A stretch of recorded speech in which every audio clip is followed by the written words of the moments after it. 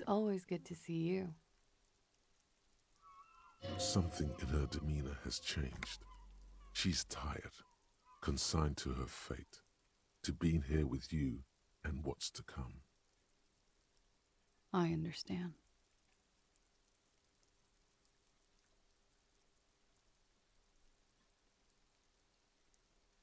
I know. For what it's worth, I'm sorry. For all of this, for wasting your time. This is good. Clear the air first, between you two, then move on to questions. No, it's not good. It's the opposite of that. This will let her dictate the terms of your... Shush, I can't hear what she's saying. Why did you waste our time then? Because of the Hardys. I couldn't just dispense with them. They were only trying to help me. Out of the shit I'd gotten into. Is she implying the Hardy Boys are the law? You're right. There's more. You answer to the coalition government, and by extension, the moral intern. Briefly glancing over her shoulder to the sea, as she's done time and time again. A grand expanse of water reaches over the bay and to the horizon, grey and pale violet in the morning light. The pale, the Muindi Isola, the Occident, and then Oranje, the old, old world.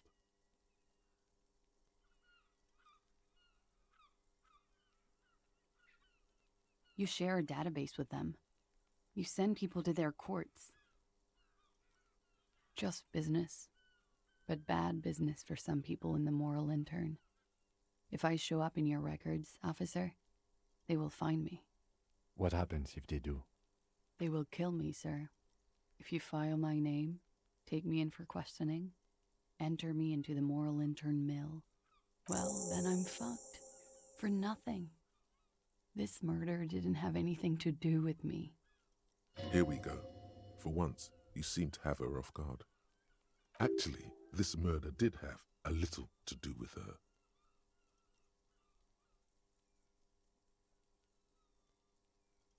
We were there. Together. In bed, I mean. Okay. He was in a kneeling position. He had just entered me.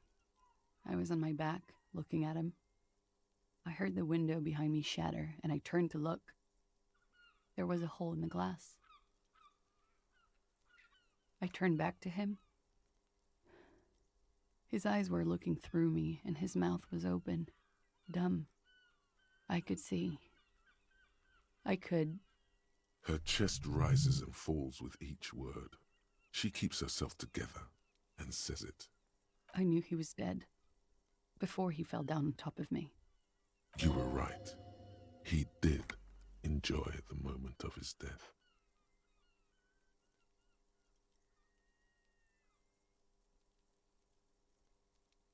Yes, but how did you know that? You know how. He just had a hunch. Detectives have those sometimes. He was heavy. I pushed him off and he fell to the floor. There. He only had his boots on. I bit the pillow, not to scream, then ran downstairs. I waited for the second shot to come. For me. I thought there would be one. It never came. She's forgotten about her cigarette. The butt has burned right down to her fingernails.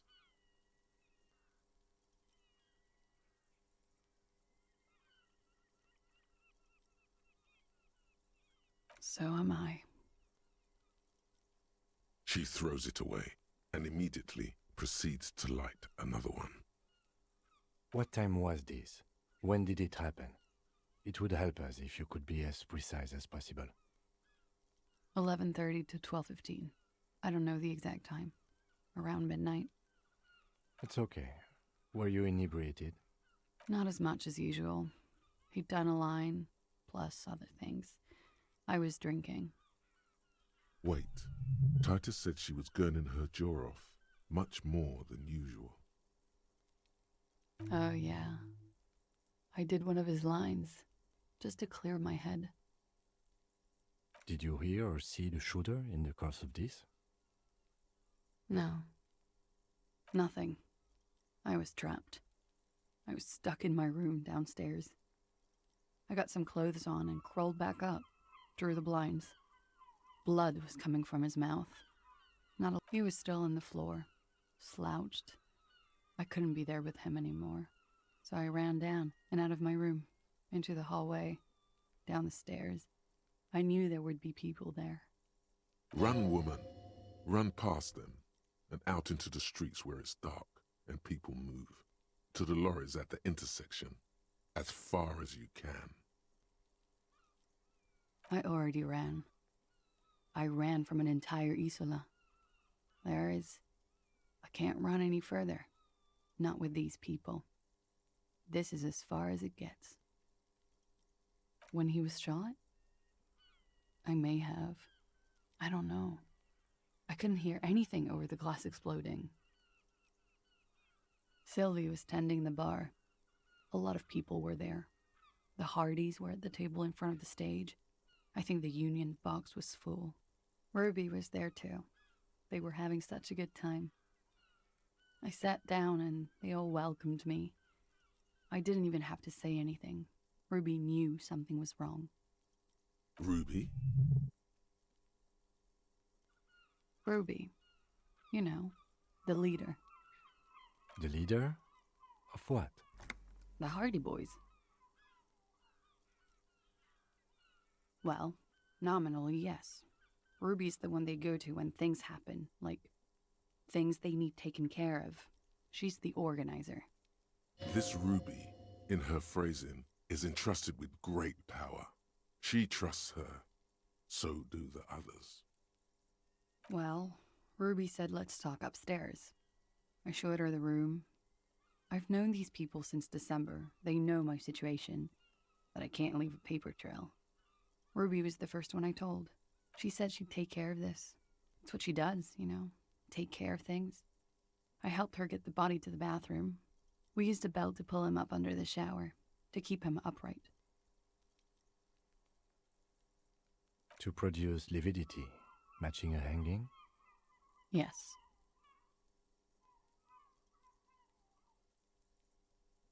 We completely missed the tampering. Looks like you got there in time. What was this, 20 minutes after death? About 20, yes. Ruby explained it would make the blood... You know what he does. Ruby went outside to talk to Titus and the boys. I was just looking at Lely in the bathroom. I had to put his clothes back on. His armor, too. It was tough, but I've seen him take it off and put it on many times. It took Ruby maybe half an hour to come back with Titus. I'd gotten him ready by then. They carried him out. I knew what they were going to do. Make it look... Ruby said to wait here. She also said I wouldn't see her for a while. That we should lay low or something. So I did. I don't know. I haven't seen her since. We will need to take this question to the Hardy Boys. Interesting. Why did this Ruby go through so much trouble to hide something someone else did? Look into this later. What are you doing? Coming up with a theory. She said Ruby knew something was wrong before she said anything. How come? It was loud downstairs. She couldn't have heard the shot. It is ominous. You already coming up with theories that put the blame on someone other than Glacia.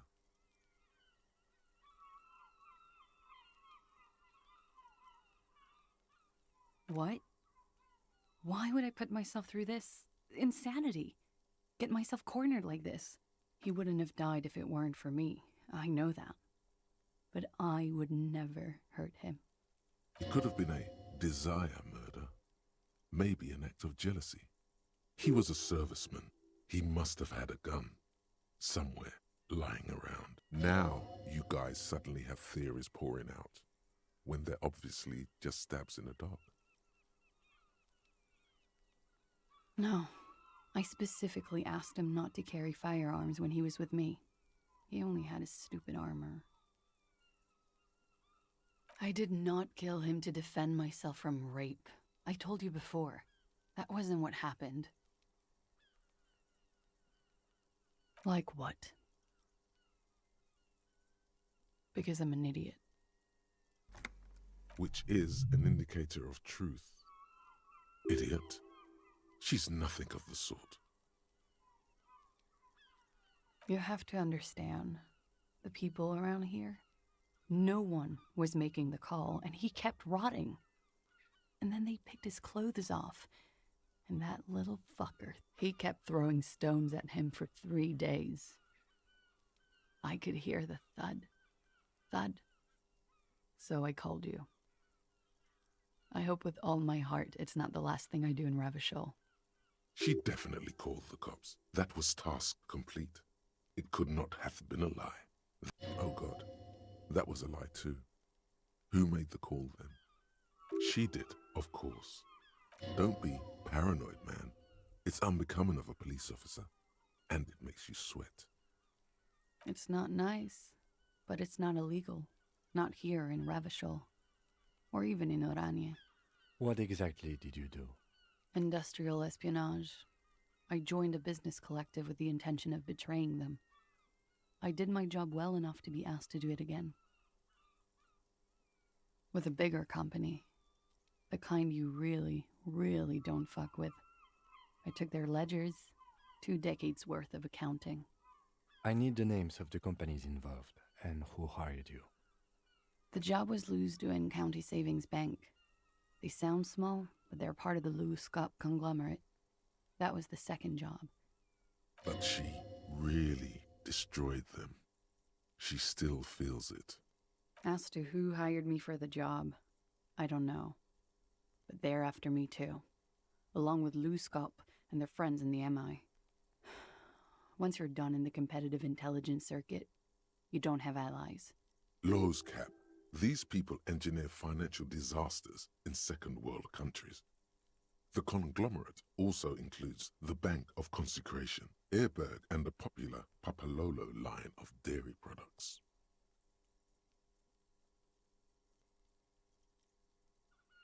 Sure, I'm not a war criminal, but it was bad. People lost their jobs. Good people too, not just C-suite. A lot of people got hurt. But that's just more of my shit you shouldn't have to deal with. You're solving a murder. That can wait. Look into her eyes. There's more. One of them killed themselves because of me. She says it quickly, like she's said it 100 times, to herself to get used to the idea, out of guilt. How do you deal with anything? It's all just... How do you do it? There you have it. The way of the warrior. That's the first thing that went through my head when I heard the glass break. I thought they'd found me. They've killed him to punish me. All last week, I've tried not to talk to anyone or be seen with anyone so they wouldn't be hurt. I've come to understand, however, this is paranoia. What happened didn't have anything to do with me. I just don't know. I don't know anything. We can't go after Loose Cap. Not yet. There are other, saner leads. I don't ask you to, Lieutenant. If there's one thing I know, it's that you'll get nothing from there. If they want to kill me, they'll kill me. If they want to toy with me, they will.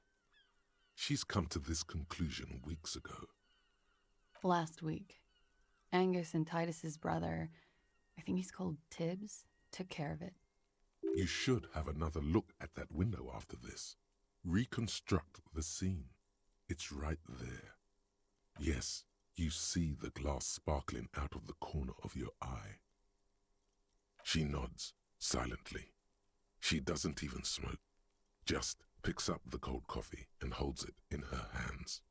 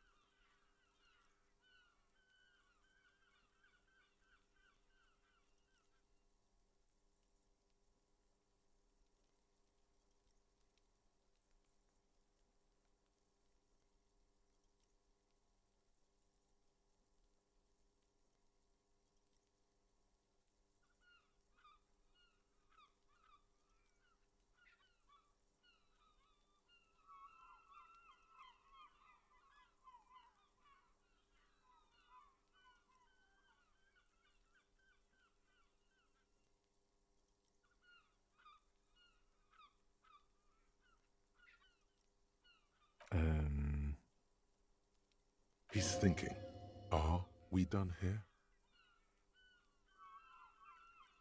Or should we arrest her?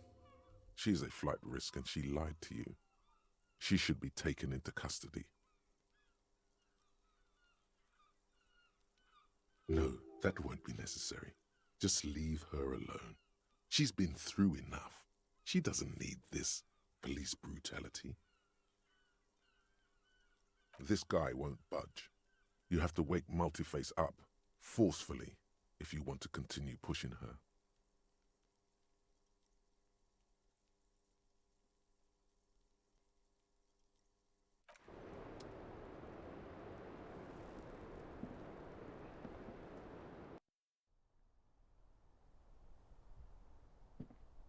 This window is pristine on the inside, unlike the one next to it. Light from the desk lamp, the golden light melts away into the blue, glassy darkness of your mind.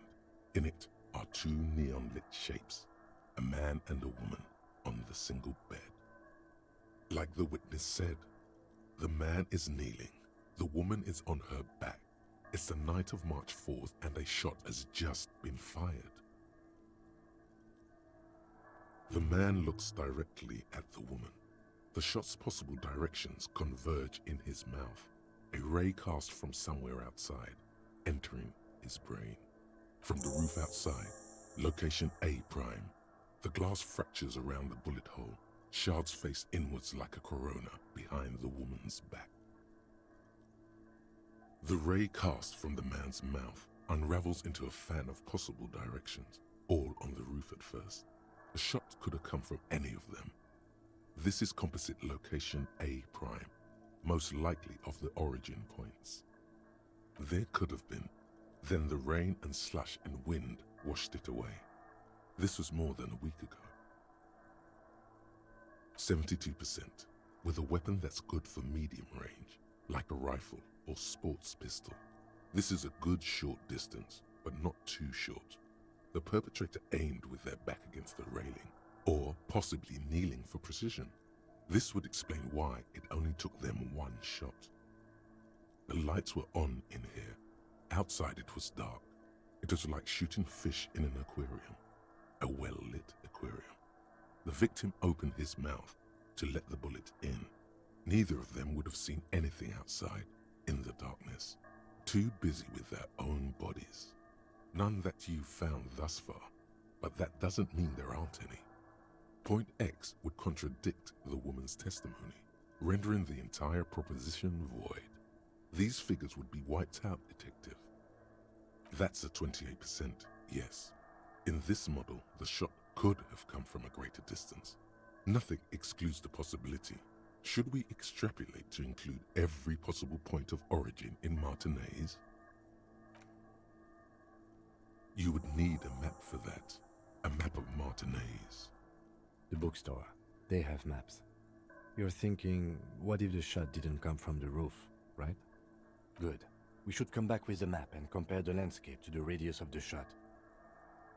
The man does not know the bullet has entered his brain. He never will. Death comes faster than the realization.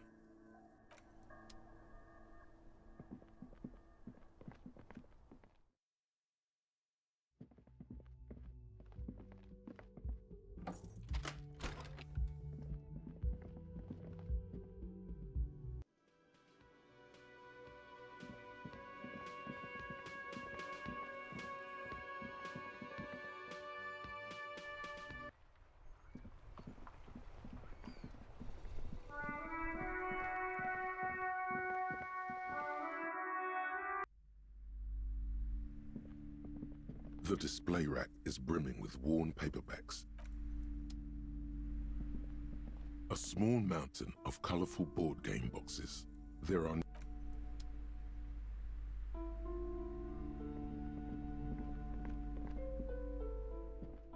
Hello again, esteemed officer, and welcome to Crime, Romance. Goodness, you were already doing good, browsing the shelves. What? She smiles and these shelves are overburdened with books from a couple of spook novels. Shelves full of biographies of famous people, whoever. This bookstore is not strictly about crime, romance, and biography.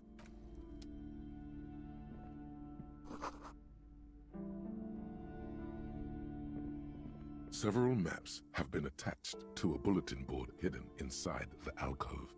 They're held up by small pins. The board has come loose from one corner. The maps look old and faded.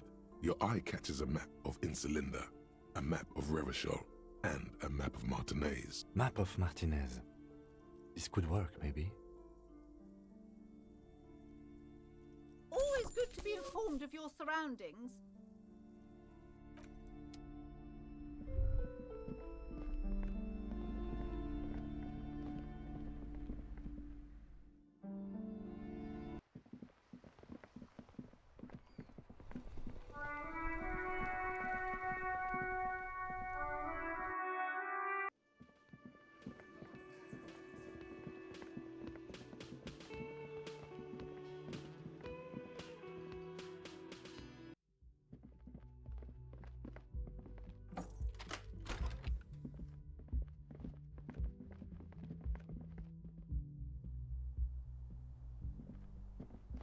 The same two neon-lit shapes, a man and a woman.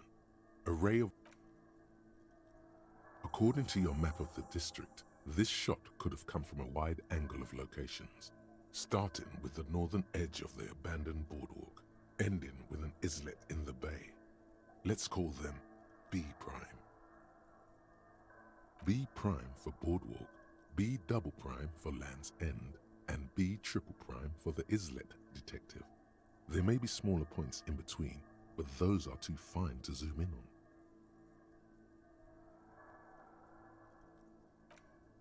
"700 meters away, the likeliest of these B positions, 20% chance. A skilled sniper could have made the shot, provided he had a safe sniper's nest. Even with the light on inside, we're talking military training. At that distance, the perpetrator would have had to take wind direction into account. 1.2 kilometers away, the least likely of these positions, let's say 3%. A truly skilled sniper could have done it, possibly from a tent. No, too far-fetched. 1 kilometer away, an unlikely point of origin. Beyond the docks somewhere, on an islet in the Bay of Martinez perhaps. There are islets there, badly charted as they may be. The shot would have been a small miracle, 5% likelihood. There is an extremely narrow field of view from the bay to the window, between Rue de Saint-Ghislain 10 and 33A. The angle would have been extreme, and access to the islets is questionable. From where, precisely? I see you have given this a lot of thought. Are those the locations you've singled out in addition to the roof? And what is the likelihood, in your opinion, that it came from a further distance? Okay, well, we should see if there is gunshot residue or sniper nests if we go down the coast. Rule these spots out one by one. It would be the diligent thing to do. Until then, personally, I'm going with the roof version. A simple hypothesis can be wrong, but it's something to build on.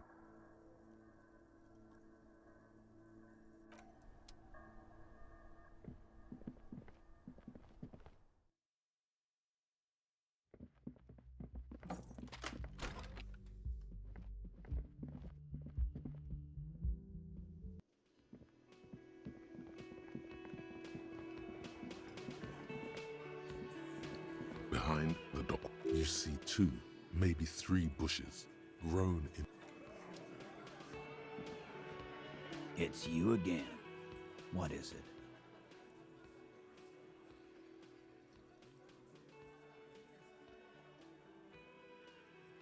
Why?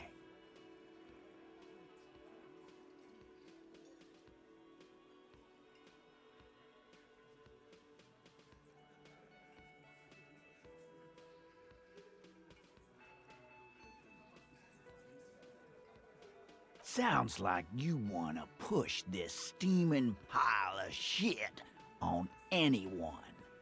And now you pet Ruby. Well, not on my watch, you won't. Ruby's one of us. We're not gonna throw her under your moral intern steamroller. Fuck that. And fuck you too, moral Ruby is missing. If you hide from the police in a murder investigation, you become a suspect. You know how it works, guys. That's nothing. That's just legalese. You don't even have a sound theory. I think we'll keep sticking around, Titus. You'll be surprised at how quickly a theory presents itself if you keep looking. From the corner of your eye, you see a little bird fly into the bush, right behind the window, behind Titus's back.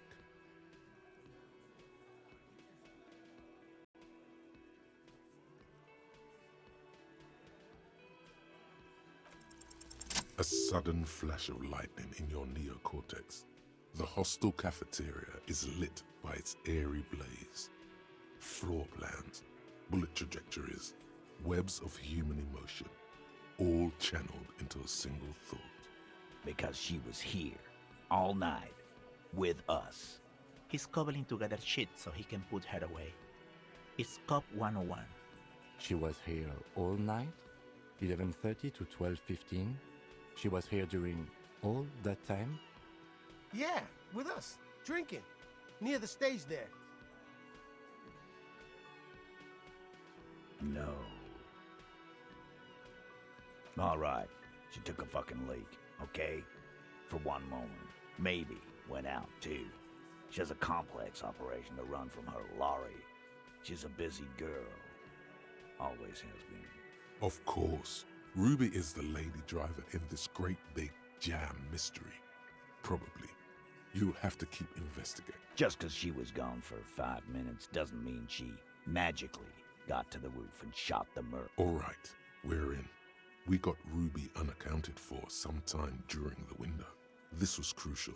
Now let's place her on that roof.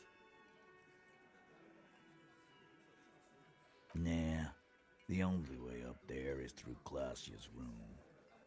What do you mean?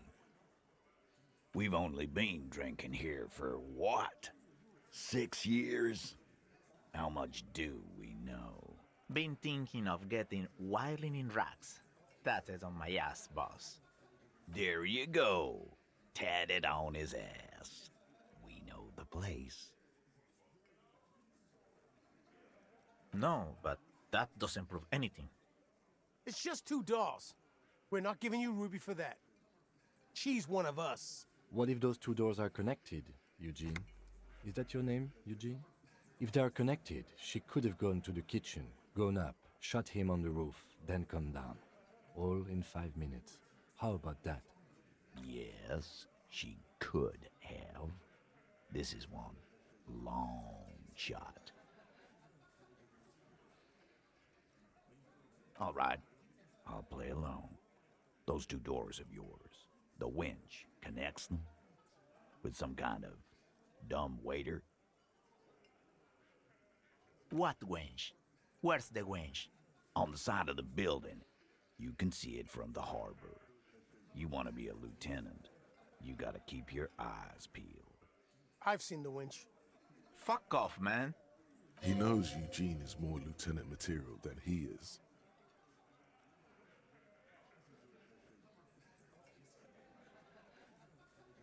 Why not? You can't draw a straight line into Clausia's window from any of the surrounding buildings. Maybe from the coast. But like I said, I've been too busy dealing with you idiots. So no, I don't think it was a sniper. 72%. There's a percentage and all. Where'd you get it from? Your guys in the lab? No, you can't. I know what you did here on the weekend. People talk. And what they say doesn't sound like a science cop. Those numbers were an ass pull, man. Yeah, and they don't put her on the roof either. It's just mambo jumbo. He hasn't got shit. Firmly. Try shit on a stick. All you've established is a possible. And even then, a route doesn't put that bullet in the Burke's head. A gun does that. And Ruby doesn't carry one. Phase 2, murder weapon. Get a gun in her hand. If not that, then just don't contradict yourself. If it doesn't sound like Ruby did it, maybe keep it to yourself. That looks antique. A Belle McGrave. It's inoperable. Where'd you get it? 20, maybe 30 rifles, Titus. Also broken, but still, there were too many. And there must be other caches too. God damn it. We need to close that dump down for good. Okay, I see your point. There are guns lying around. Damn it. I thought we'd found all the old spots. We just missed one. Ruby doesn't know this place, boss. Just these cops digging up shit.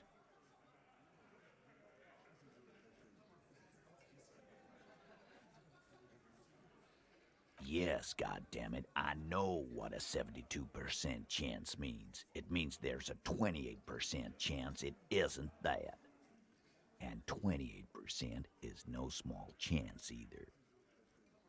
Just making sure we are on the same page. It doesn't all fit. We are just sharing info, candidly. Titus doesn't reply. Probably a good sign.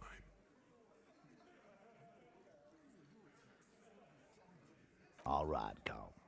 Keep talking. I'll tell you when I've had enough. T, we're not seriously considering it, are we? Ruby wouldn't do this. Why would she do something like this? Phase 3, motive. The last component. The big one. Get this and they'll give her to you. Remember, don't piss him off. That never works.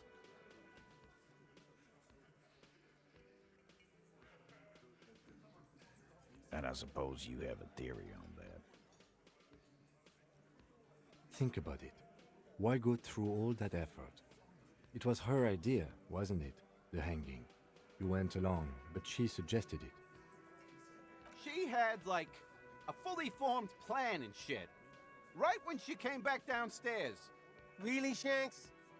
Claudia wanted to talk to another girl, that's all. She was just the first one up there. I could have come up with that plan if I'd have been first. Time for a logics demonstration. You're on thin ice here. It's a thought exercise, Titus. Think. You kill him. Get up there. Shoot him. Get down. Alone.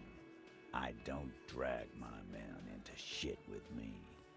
If she used us, then that's a serious violation of the Hardy Code, boss. But she didn't. She would never do that. Why aren't more of you defending her? This is fucking stupid, Titus.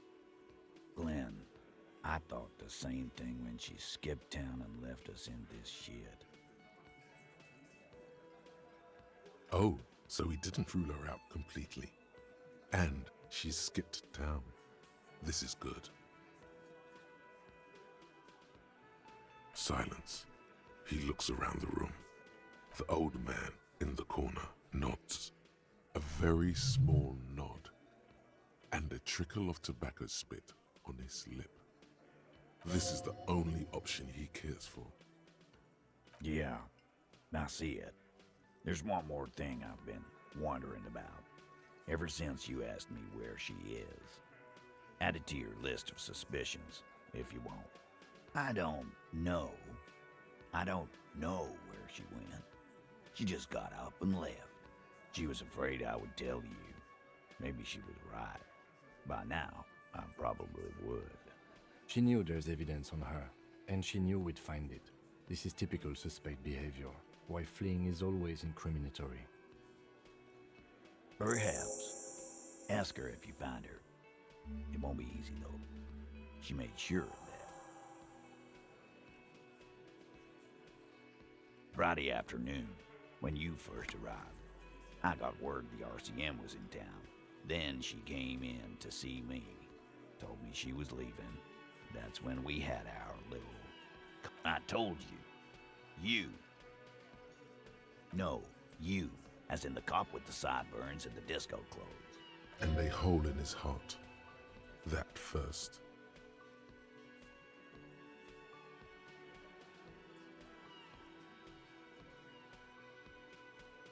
Sure.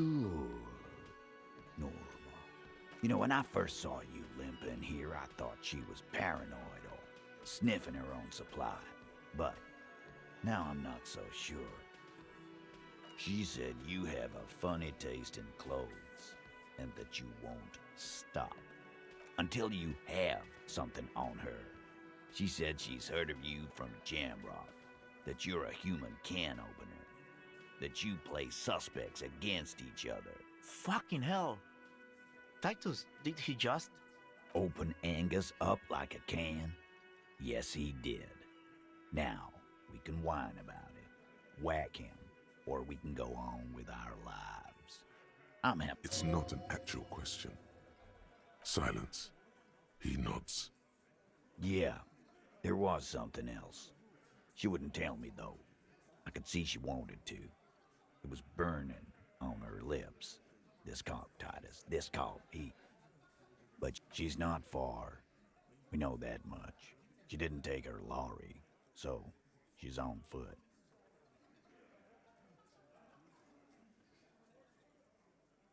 Good fucking luck, man. She knows this place like the back of her hand. You'll never find her. Yeah, Al. And we won't either. She's not really a hardy candidate anymore, is she? She's not, Glenn. A little. On the coast. Where have you looked for her? More precisely, on the coast. Past the waterlog. She's not here. So, I'm thinking she's there. Sure, there's some shithouses there. A cinder block town. Fisherfolk there refuse to unionize. So, that's one place we have. I hear they have a shack where junkies sometimes crash. Time for you to step up. We will start there. One more question.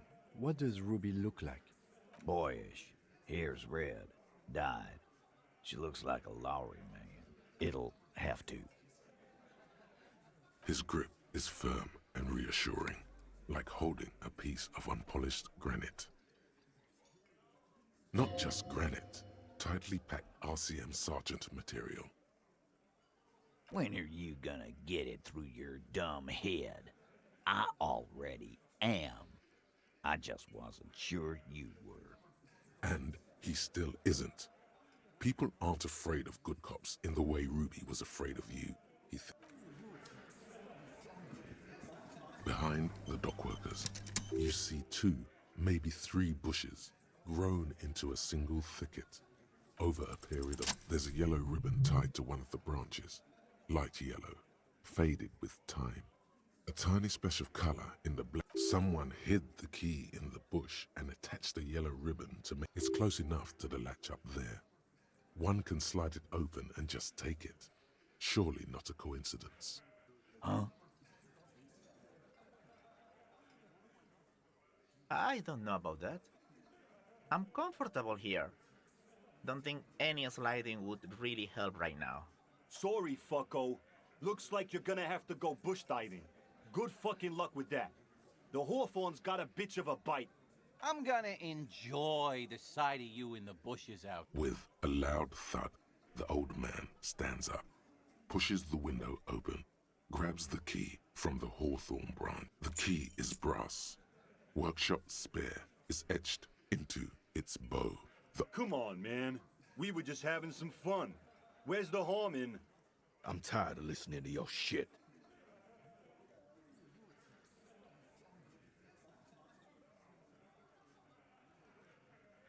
Don't thank me. I don't give 2 shits about your key. There is a silence around this man's words. Unlike Titus, they're afraid of him. That's the type of respect he commands. Didn't even know it was there. Boys. No idea. Never even seen it. Someone must have hidden it there before this room became our place. Your secret root theory? You're grasping for straws, cop man. Why cheap a little wisdom from old Titus? Not everything is connected to one. It's said without aggression, as genuine advice.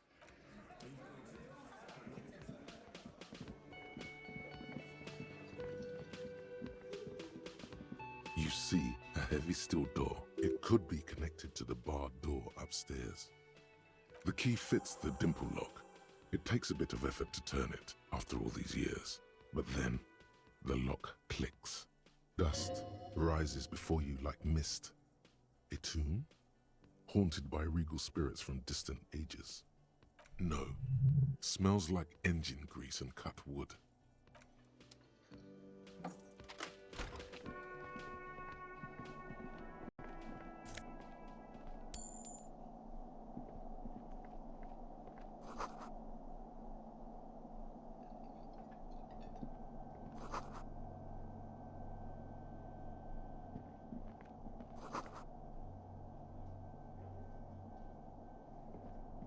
This small elevator is dimly lit by a bulb that's been glowing for ages.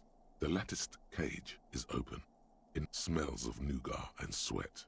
Your head brushes up against the ceiling. The maintenance card under the control panel reads, Last maintenance, 10th July, 88. Seems like a small freight elevator for transporting machinery. For that, it's pretty quaint. That it does. I say, let's brave it. At the end of the last century. Look on the bright side. If it fails, we will only sustain minor injuries. I'm talking 3, maybe 4 months in the hospital. It appears his whole enthusiasm is sarcastic. There are large rectangular buttons, monter, descente, and an international call. A small steel plaque reads Halter 800. Halter is a Koningsteiner lift company who went out of business a long time ago.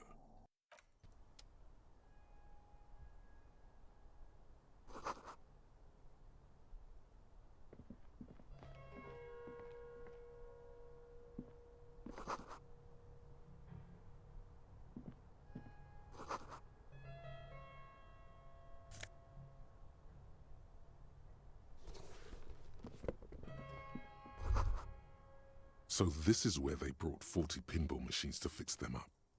The lieutenant looks around the dusty, crowded room, inspecting the tools on the shelf. Looks like it. I'm guessing Martinez North 22 used to be a pinball arcade before it became a hostel? A creak. Some dust falls off a shelf. Downstairs in the hall, next to the main door. One of them even works. I've seen one of the hearties bang away at it. Remember the dice maker? Then that means... Ah, yes, as the novelty dice makers said. This has absolutely nothing to do with the case, I'm sure. But then it went bankrupt. Your skin crawls from making the connection. If that's true, then our cafeteria manager is not going to like it. We should tell him what we found up here, omitting that suspicion. He does not appear to be the kind of man who likes his establishment to be part of a neighborhood ghost story. Stupid superstition. But still, it would be interesting to see what the cafeteria manager thinks of this. It's not a ghost story. It's a curse, and Gart ought to be made knowledgeable so he can perform counterspells.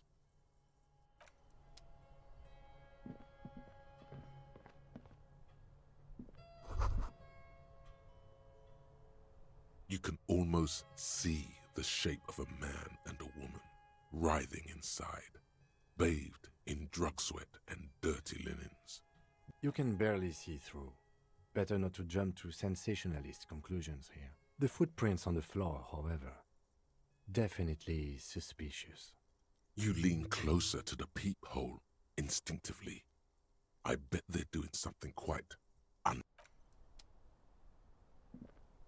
This is the inside of the barred door you've seen before.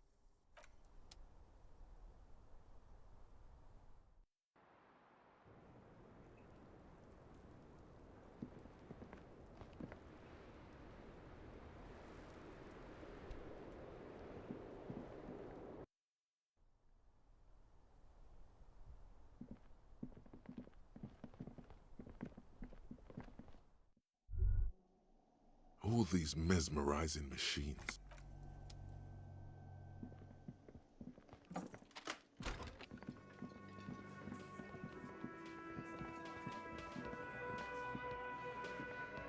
The Coppernado is back.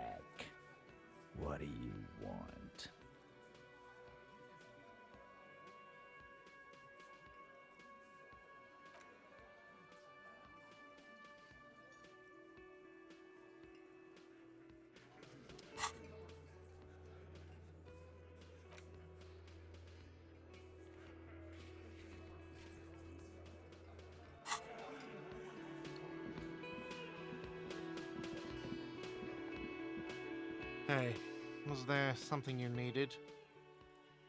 Another thing. Great. I love those.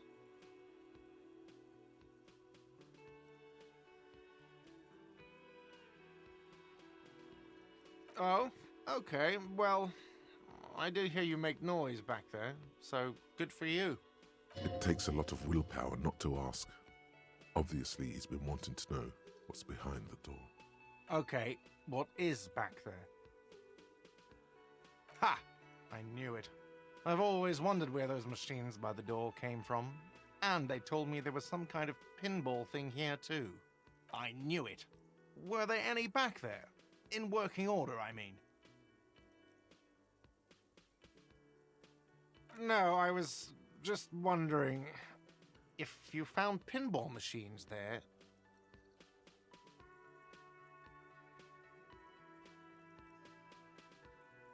No, but we could diversify the entertainment options, seeing as you've opened the door back there. It wouldn't hurt to get a little life in here, other than the hellish karaoke machine. Yeah, those numbers he's adding up must be making good sense to him right now. Sounds like he cares about the place. He's not going to be overjoyed to hear that it's part of the doomed commercial area. He should still know. You have to be forewarned about these things.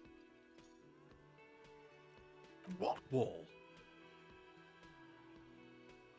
I'll have it fixed at once. Thank you for letting me know. I assure you, the Whirling does not abide spying on its guests. Thank you. I'll patch it up personally. Was there something else about the establishment? I hope not. Yes?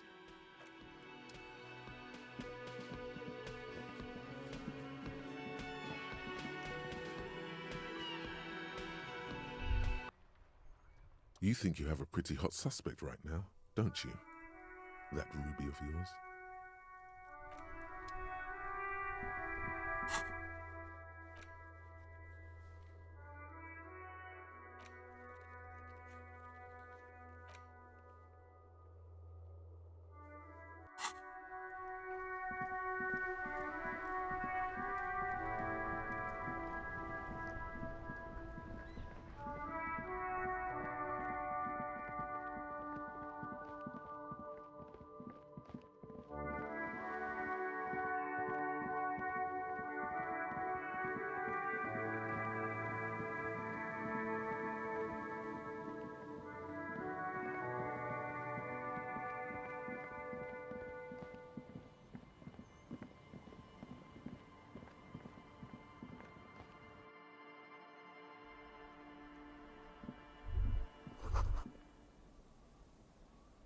It's only a red chair. Just a red chair in an empty shack, with what looked like a dusty bow tie on the In someone's abandoned shack. On the coast. He's afraid you've forgotten suddenly. Here. I don't see signs of recent habitation. This place is abandoned. See? He doesn't like the vibration from the red chair either.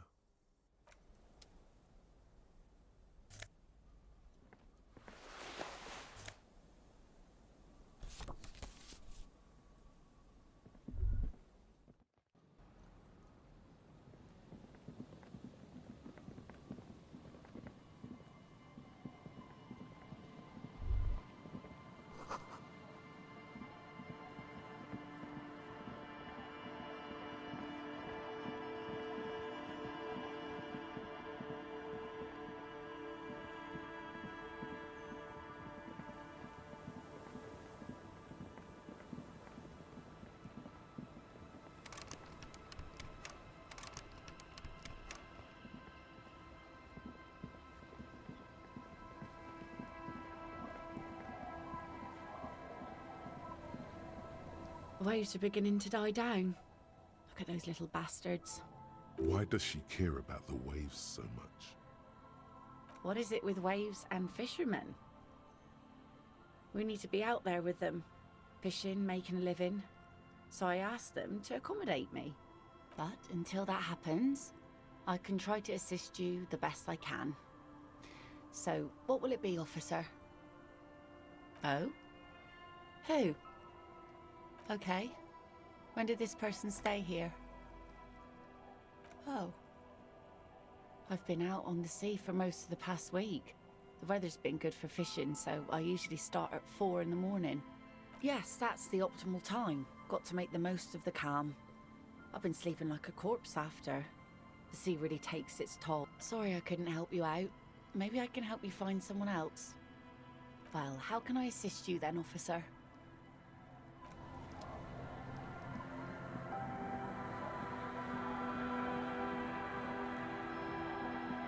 Our tenant, the policeman. I hope the waves don't keep you up at night. Nay, I haven't seen anyone lately. This is my little cinder block town. I know what goes on around here. She's being evasive. She knows something. There was a murder in Martinez. She might be a suspect. We would appreciate your help. Would you now? I know how this world works, and it doesn't work when people tell on each other. Ah, I should have known. This is yet another union mess. I'm not afraid of them, you know. There's not much to tell. People come and go. I see, ma'am. I hope you don't mind if we look around anyway. You should look around your shack. Maybe she's rented it out to others too.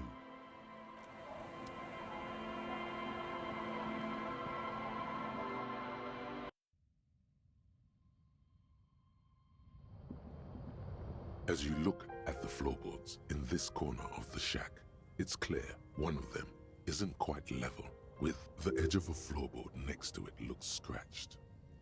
Hollow space underneath the floorboards is dark and damp. You can barely make out the mixture of sand, and nothing particular catches your eye. Looks like more reeds. There might be something hidden inside the sand though. Something bad. Someone's night thoughts. A last resort. You stick your hand in and start combing through the sand. Dry, not like outside. A small cylindrical object. You pull it out. A bullet. A 9mm bullet, to be exact. Fit for all muzzle loaders of that caliber. Like the floorboard doesn't care. But maybe the washerwoman does. You have enough to confront her with. Holding the bullet, you get the feeling this isn't ammunition against you. It's for herself.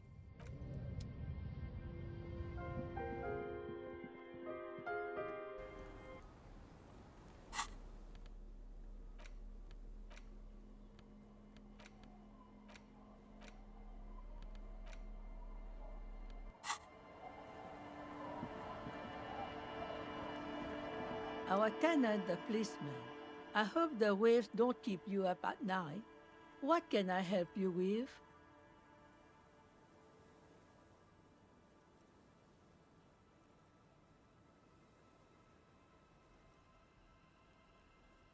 Damn that girl. A bullet? You didn't put it there, did you? She did. Gone and hid things in there? She's usually a good tenant, and not a stupid one either. Yes, I let my room to that Ruby girl. As I've done before when she's been in trouble or just looking for solitude. I've made it clear, we welcome all kinds of people here. She came last Friday, left on Monday in a hurry. She seems genuinely worried about her previous tenant. She's seen her hiding out from trouble before. That's for the police to find out. Right there. Please answer each question to the best of your ability. I'm sure we have a few. I cleaned it, like I always do. No. Yes, early with the dogs, around 8 o'clock, I think. She probably heard the lieutenant's Kanema drive by, and it woke her up, just like it did you. Yes. That is a downside of having a 130 kilowatt engine. It lets the bad guys know when you are coming. She's good company. Knows how to talk to an old woman. At my age, you don't get a lot of quality conversation. So Did she talk to you much during her last stay? no, she was mostly silent this time. Kept to herself. She tried not to let it show, but I could tell she hadn't come to fish. Usually she likes to cast a few lines, but this time she mostly stayed in her room. How would I know? She's a gruff one, but not violent. She doesn't go around toting a gun. You could ask her about your hunch, that it was a desperate measure. See if she thinks Ruby fits the bill. I do tell. Exit from what? The lieutenant stops writing for a moment. He looks at you, then at the old woman. No, she's a fighter. Not that I know of, though she was into nice music. She once showed me a few mixtape millions she'd made. Although I guess she was pretty handy with the mechanical and technical stuff. I don't know. Further up the coast, she tried to leave quietly, but the hinges on that door screeched. It's a peninsula. She might be trapped. You'll never find her, you know. She knows the coast like the back of her hand. I wouldn't worry about that, man. We are persistent.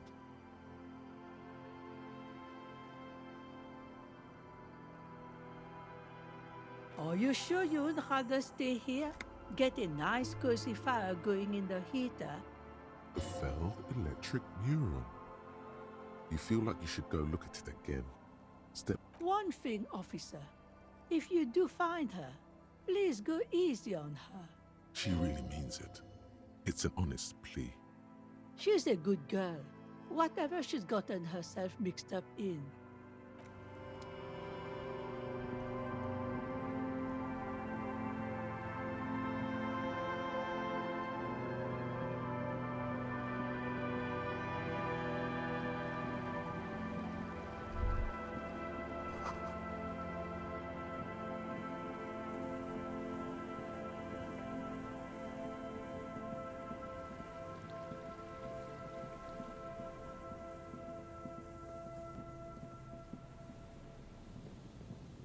You see, a once bright mural towering above. A slogan used to intertwine with the loops a long time ago.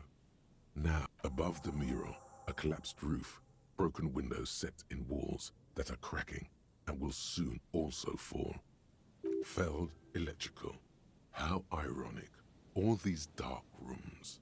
Feld Electrical, you only know them as a small company that makes ink cartridges. There's something in the wind.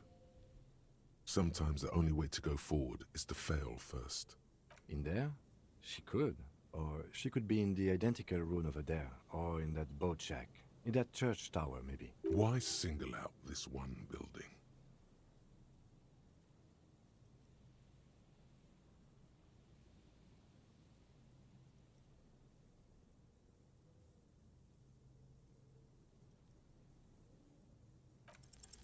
Suddenly, all is quiet. There is no cold hand brushing against your forehead. The ruin in front of you is silent as a tomb. How do we? I was really hoping. She's probably north of the village, and this place is a peninsula. We already scanned most of the outdoor areas on our wild cryptid hunt. And then there's the church. If I were a murder suspect, I would not have... Or spiritual. She could be looking for refuge. Anyway, we do it the old-fashioned way, sector by sector. Go over the whole peninsula, ask the locals, enter the places where we can enter first. Then, if we're desperate, we can look where we can't enter. Bunkers, storm drainage, this place. I'm sure it won't come to that. Walk the coast, the old boardwalk, the reeds. You can always come back here.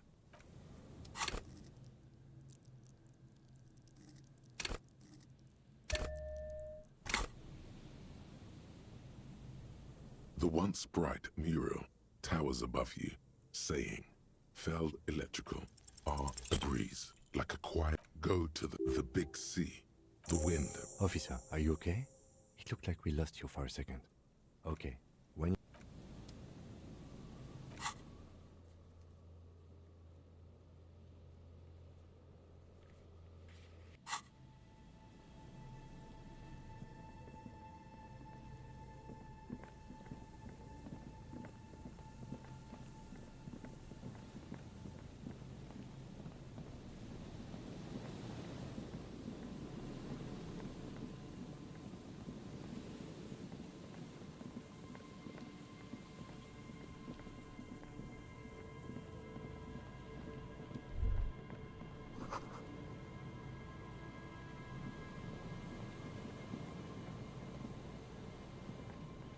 There's some tear, an empty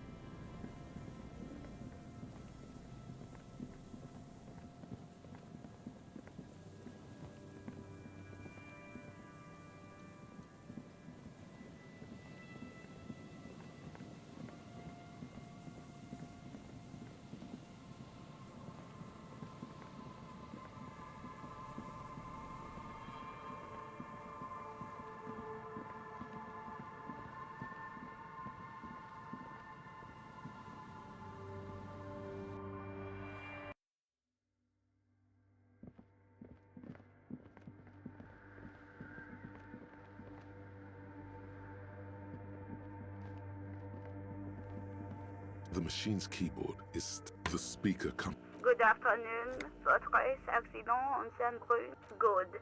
Let's look around. There's no use trying to guess the... Received. Votre accident. Goodbye. The machine's keyboard is still illuminated. The mother of humanism stands above you. A precious and complex, a jigsaw of broken shards falls into place in front of you. A ghostly reconstruction of the stained glass window. Before it was shattered, there was an older woman beneath the younger one. And unknown. Something during the raid the lieutenant mentioned. Or just hooligans looking for something to break.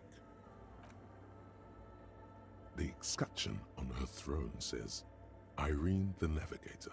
She is depicted as an older woman wearing thick-rimmed eyeglasses, holding a golden rights apfel in one. Small figures of wise men, common men, worshippers walk up the stairs to stand at her feet.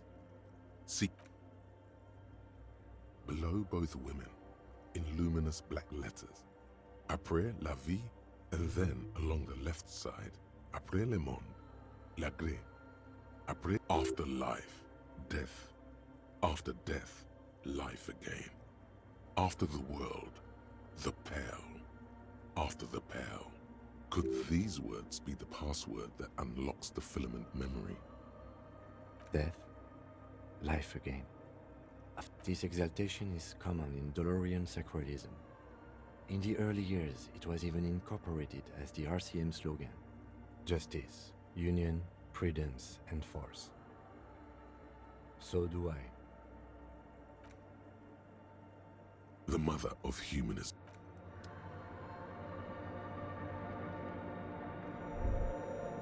The silence in this part of the church, it's almost palpable. Maybe if you were to stand in just the right spot, even your footsteps would be completely silent. And then it's gone. Almost all of it. But for the faintest of hums. It seems the sound here is detached from its source somehow. You can hardly hear your own breathing. You produce a few muffled thumps, after which the silence feels even more total. Your voice is barely audible. Not a howl, but the softest of whimpers. The lieutenant points to his ears and shakes his head. Can you hear anything? The church just has strange acoustics, some engineering trick. His detached tone conceals how uncomfortable. Maybe the church was designed this way to prevent boisterous activity, singing and dancing on its premises. The lieutenant doesn't reply, but you can sense him tense up next to you. The orderly rows of ceiling panels become barely visible, then disappear completely in the darkness of the tower overhead.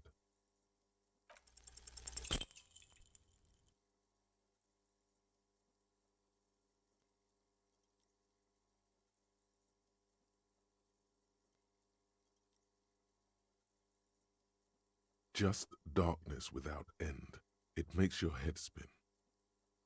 There's nothing. You're dizzy and disoriented. Officer, what are you looking at?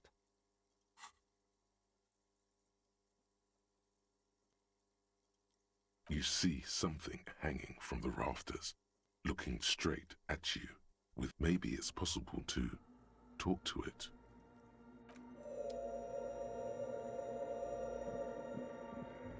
that? A man. Looks more like part of the carpentry of the building came alive and is now studying you intently. The crab man. The man leaned forward a little, fixing you with a steady, unreadable gaze, then speaks. Habitual alcohol use has made you into a scared little pussy, Holmes. But don't worry, everything's gonna be alright. You come to the right place. That accent is Villalobos, a peninsula in Mesque and a district in general. There's a sizable contingent of Villalobos-speaking Mesques in Revachol. I'm here to receive the mother's love. You can too, Holmes. And when you ready... This man is obviously a habitual narcotics user. Do we really need to question him? I'm put off by this religious stuff, he thinks. And maybe the ceiling climbing, too. It's all very hard to square. Hey, and what was that about the bottle again? You haven't even drank that much lately. Lay off it already. Oh yeah, sure. You don't know anything about alcohol use. You got it all under control, Way. I could smell the control all the way, not all of it. I was like you once. You don't know all the havoc Albino is wrecking on your... You know, actually, since we're here, you may want to pay attention to what the ceiling climber is saying. If the lieutenant agrees, then maybe, just maybe, you should pay attention. Fuck you, Crabman! You don't tell us what to do! Tell him!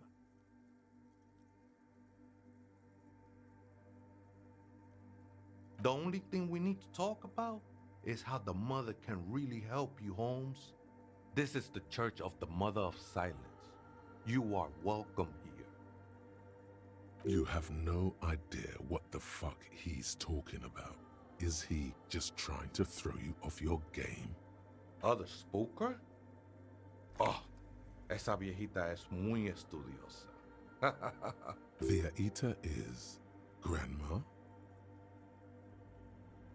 No, I just call her viejita because of her clothes.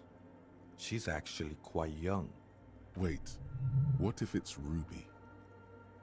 Did it ever seem to you like she was hiding here from something? You mean like a fugitive? No, man. Quite the opposite. I don't think she cared much about authority or anything else for that matter. I see. And where is she now? I told you, Holmes. I don't know. Don't really follow her comings and goings. Just see her typing on her computer now and then. I'm afraid not, Essay. You just have to wait until she... Or search through her radio computer. Too many times, Essay. You need it for something. Don't sweat it, vato. The password is afterlife death. That is true. But what comes after death? What you think of that? Makes me almost pity La Nilita Pequeña. What, the ones in the tent outside, right? I see them, think they scared of me. Why not? They wouldn't bother me none. I'm usually way up there. Might even be nice to have some company. He said that in spite of himself. He's more attached to the human than he'd like to think. I think we're done here, Essay. That was an interesting conversation. However, I'm still not sure whether we'll find our suspect here.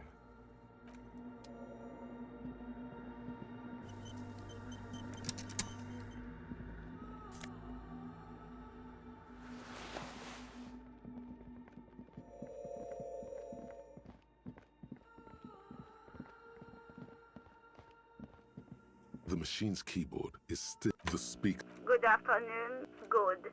Please repeat the password. Good. I have unlocked the filament. After ending the call, please press votre accident. Is there anything else I can do for you today? Goodbye. The machine's keyboard is still. The printer prints out a long text document with dated paragraphs. It looks a bit like someone's journal. The first entry, made on the 4th of February, 51, by an unknown author, arrived at the church. The door was boarded up, so I used the crowbar to get inside. Looks like the place has been deserted. The lieutenant leans closer, scouring the printout over your shoulder. Just 4th of February. That's over a month ago. Whoever set up those machines has been here for quite a while. 6th of February, 51. Had a little chat with the local fishermen. Said I shouldn't go near that place, that the church was spooky and ridden with narcotics. 7th of February, 51. Finally got the electricity in. Next on the agenda, a new antenna. Why would anyone need any of this equipment here? 8th of February, 51. Bought the antenna, had some problems setting it up. Called Simo for help. Heard the others are back to making art. Artists, yet again. Harassing citizens, stealing badges, occupying public space. But at least the artists have their act together. They're qualified labor. They can get work anywhere. Graphic design, ads. I just have to find out what caused that data loss and be done with it. Still don't understand how it managed to wipe out the backup, when the backup wasn't even connected to the front. Seems like something to do with radio computers. Unfortunately, I don't know enough about them to understand what the author is saying. Something about the backup data getting destroyed, and how everyone thought it was the author's fault. Let's just keep reading. I think these people worked in the radio computer games business, the one we saw in the Doom commercial area. They must be our former co-workers. 12th of February, 51. Brought some food from the grocery store. Apparently, there's a strike going on in the harbor. Definitely not happy to see the Martinique. The strike. We are nearing the date of the murder. Keep reading. I'm interested now. I want to know what's that radio anomaly that sent this person here in the first place. 25th of February, 51. I've been sending data up to Lintel for a while now, trying to recreate the data loss, but nothing. Didn't even... Is she talking about? 28th of February, 51. Yes, the first recordings confirm that the swallow is real, and I'm not just losing my mind. It's a pillar of silence. The pillar of silence. She is talking about the silence. Is she suggesting it's more than just an architectural quirk? The lieutenant doesn't answer. He follows your gaze, studying the basins. March 51. Some kind of young disco men have appeared next to the church. I've been trying to record the silence to find that. Fortunately, the song is so monotonous, I was able to devise an algorithm to factor it out. The other day, one of the girl on the ice? Sounds like her, yes. March 51. A new 2-meter aux cable. Noodles. Crack. Your reading is interrupted by the sound of the church door opening. A strange woman makes straight for the radio computer.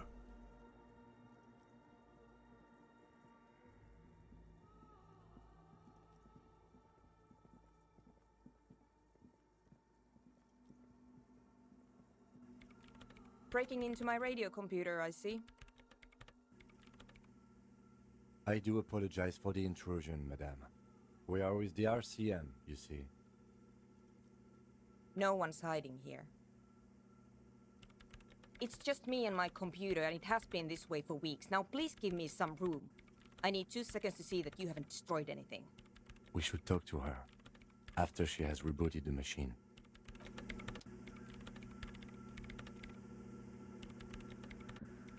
What is it? Yes. Or no. Not anymore. That project is dead. She doesn't seem surprised to be recognized. Rather sad. Something passes over her face before she straightens her back. I am Soona Luukkanen-Kilde, the former lead programmer of Fortress Accident and RSA radios. I have over 16 years of programming experience, and I'm proficient in both Vox and Orbis language. If you're not here to hire me, I don't really know how I can help you. Did she say over 16 years of experience? She must have started programming when she was still a teenager.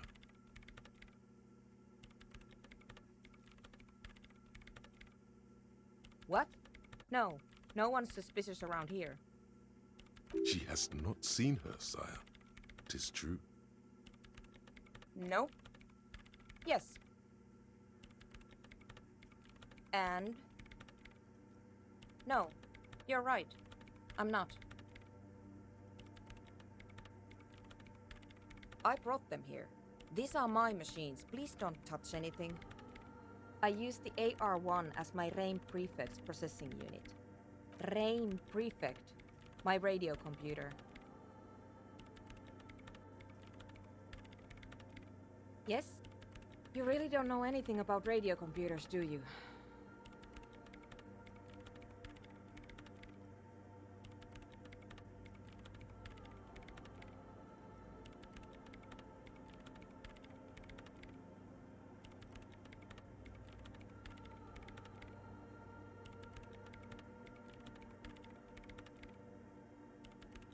All right. Well, all radio computers perform operations up on air. So in order to gain more processing power, you need to invest in a good antenna. On the front, the unified front of radio waves, licensed and controlled by Lintel in the East Insulindic region. It's all around us. That's what on air means. Like love. I guess it is. So far I've been quite satisfied with it. Martinez is an unstable region with bad coverage and the operation has been surprisingly stable. But it's not the cheapest one on the market, so I wouldn't recommend it for your regular red tape operations. Fraser 1000 is a foolproof line for civilians. Anyway, you should do some research before you decide to buy anything. Ask around, compare the prices. There are many milieus dedicated to that sort of thing. She liked telling me this. It calmed her nerves. I'm working. The machine seems almost alien with its pulsing core. The light casting her face in a strange shadow. Could you just shh for a moment? It's not just rudeness. It really is hard to concentrate on whatever she needs to do. They are connected to my RAIN Prefect. Whatever you do, just please don't move them, okay? Short and terse. There you have it. Whatever she's using them for, they're hers. Great. You really like those questions, don't you?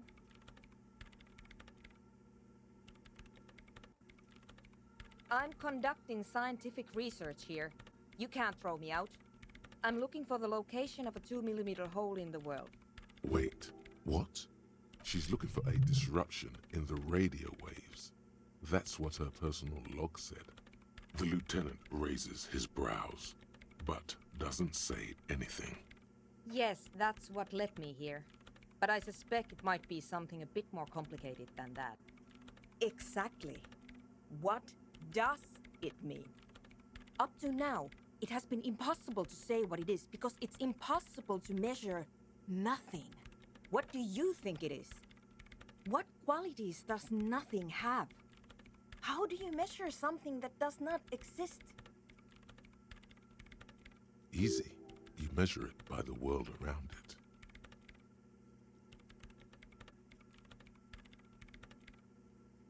Exactly. Very true. That's what I've been aiming for. That's why I have those basins.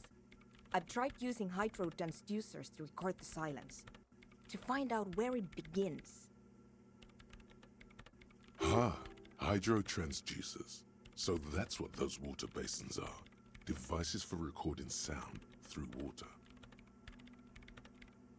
But honestly, it's not progressing very well. But does it have anything to do with necroplasmic life forms? Ghosts, in everyday parlance. Somewhere underneath those roof beams, I assume. Only a faint crisscross of rafters can be made out from the dark. Most of the tower disappearing into the shade. Strange things may flourish in the dark. There's this place at the back of the church. A place where all audible vibrations seem to cease. The Pillar of Silence? Are you sure it's not just an architectural quirk?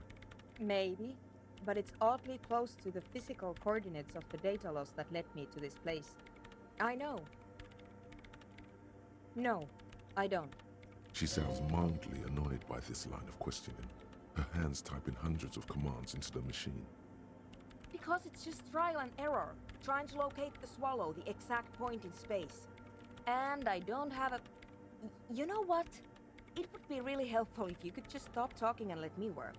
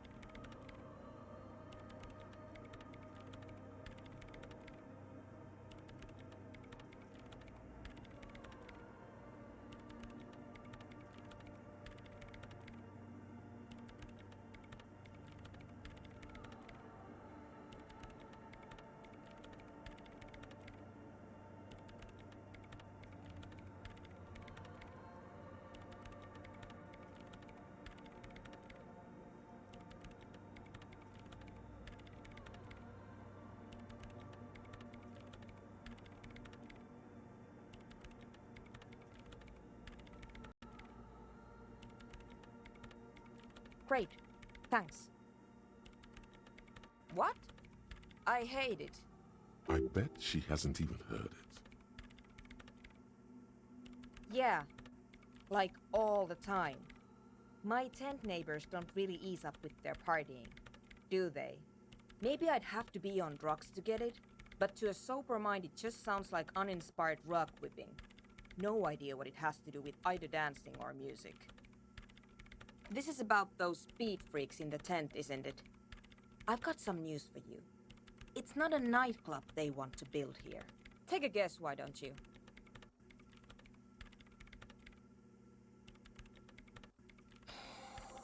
I can't believe they got you so easily. Go have another talk with those up-and-coming entrepreneurs, will you? Thanks.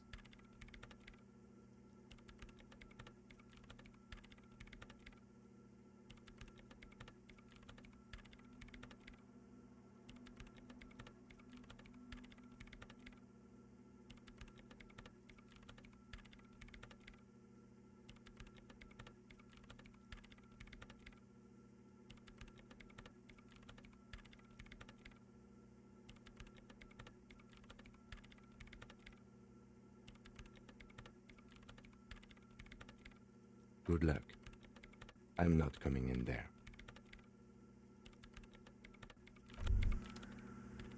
Why does art inspire you so much? Excellent question. Art is a diverse range of visual, literary, auditory, and performative creativity. In short, art is the highest form of human communication, representation. Now, have you looked in the mirror lately? To be honest, you have the exact features of the modern artist, with that wild hair and those clothes. Perhaps you should try to write poetry someday. Of course not. It's autism, box drawing, masturbation with a ruler and a sextant or whatever they use. You should demean and criticize the genteel institution, only the most experimental kind. Yes, you seek substance. No vapid representations and reproductions of social mores as made manifest in stuffy biennials. We're talking real, living art here. Become the art cop. Half art critic, half cop. Exactly. It's not only your duty to only catch the criminals off the street, you must also apprehend criminals of the printing. Go ahead and provide savage criticisms, art cop.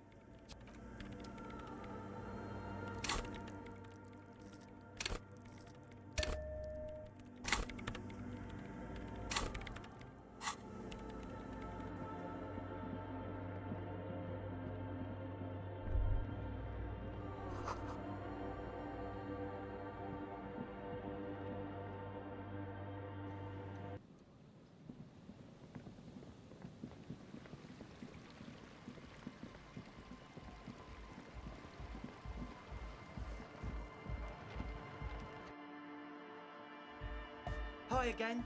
So, how are things going? Yes? What's the deal? Oh, man! Who is he? What did you think? Really? Huh. Interesting. What's he doing in the church? No matter. Is he gonna be a problem? Yeah. Noid is right. Let's get back to the point. What are we gonna do about him? I don't know, man. Doesn't it feel like a major hindrance to you? A spooky guy climbing around when all the guests are trying to have nice, friendly hyper time? I guess it's not a massive problem now that Everyone is welcome to dance till the morning light. Yeah! Maybe. I guess we'll figure something out. Okay, but what about the other spooker? The one in Grandma's clothes? Did you see her? A programmer? That's odd. What was she like? Did you ask her about the nightclub? What a pity. That's my favourite thing in the world. And she doesn't like it at all. A shame. What can we do now? Do you see a way out of this jam? And into a laser-lit future of dance and unity? Unity! Dance! And you can't just evict her? Look at you, Honour Man. No, Noid. He's right. Maybe we've approached it the wrong way after all. I'm sure there's a workaround. If that's okay with her, we only want to get in the church and spread the joy and ecstasy of music. The lines in the dark exist. At least Crabman seems like an advanced being. He's hard. He'll understand. Yeah, he can do his climbing thing in the tower. And the programmer, does she like anodic dance music? Egghead cannot believe what you just said. It makes him pump the jam a little slower for a moment. No worries. We'll figure it out. If coexisting fails, you can always muscle her out, right? If it's all okay with you. What excellent! Good luck, my friend. Goodbye, officer.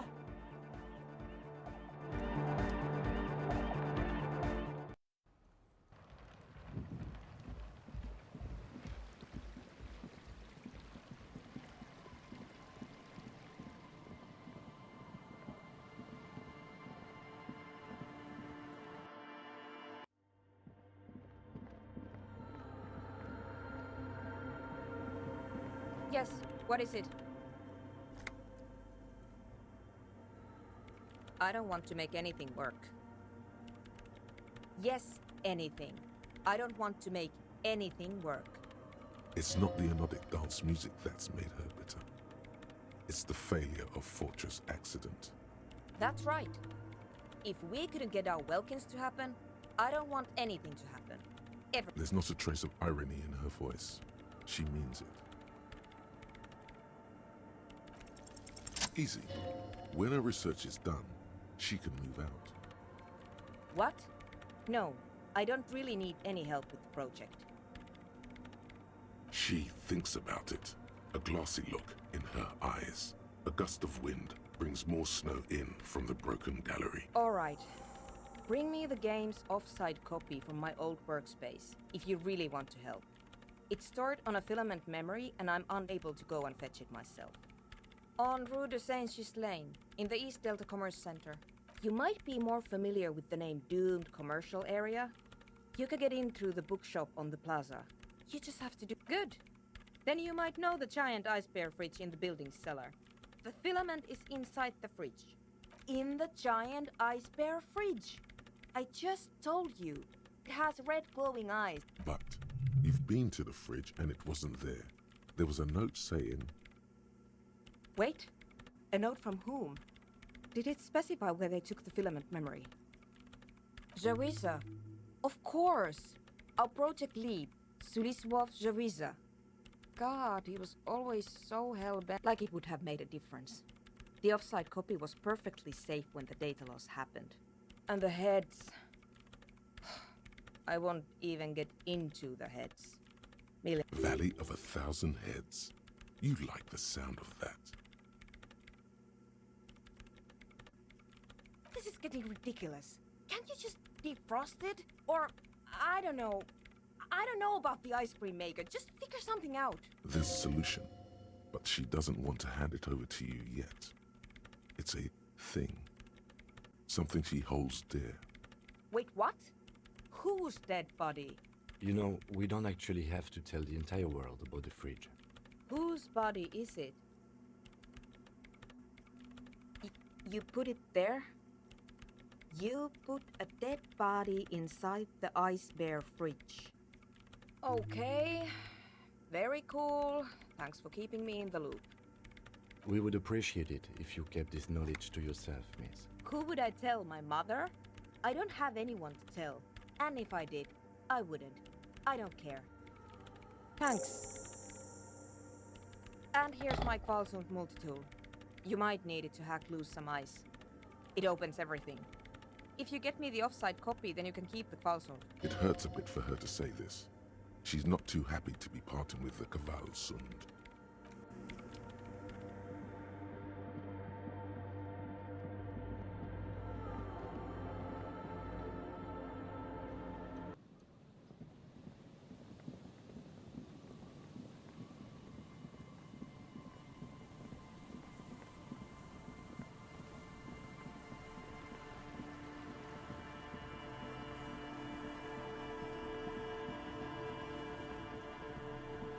The once bright mural towers above you, saying, suddenly there's a sigh, carried on the molecules around you, moving, flowing from high pressure to low pressure, like that of a woman emptying in through the collapsed roof, flowing down a concrete staircase to the basement, sweeping away footprints in the dust on the stairs, and then the beach below the boardwalk, its winding tunnel. She's down there. Okay. Why?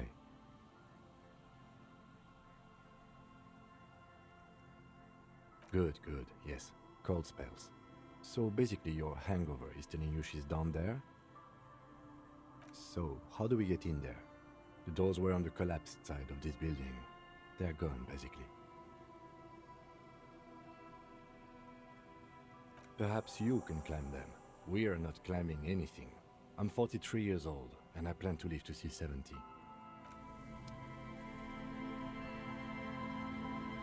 A rusty ladder leads to the rooftop. Some of the rungs are missing. Yeah, that doesn't look good at all. The distances between the remaining rungs are rather wide. You'd have to use. In addition, the first rung is going to be tough to reach. It's what, 3 meters above the ground? And you're 180? Not to mention that the roof is collapsing and the wind gets pretty brutal up there. What if you were to reconceptualize climbing the ladder? Astral projection. Teleportation is not a thing. Even if it isn't, no one told you. This really has nothing to do with adventure. We are dealing with basic physics here. Oh yes, it could hurt a lot. He is restraining himself from using a parental tone with you right now. Teleportation is not a thing. Even if it isn't, no one told you. That's not how physics work, detective. And even if it were, wouldn't you need some kind of... What are they talking about? Teleportation, Mikhail.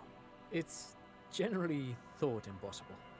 Oh yes, it could hurt a lot. He is restraining himself from using a parental tone with you right now.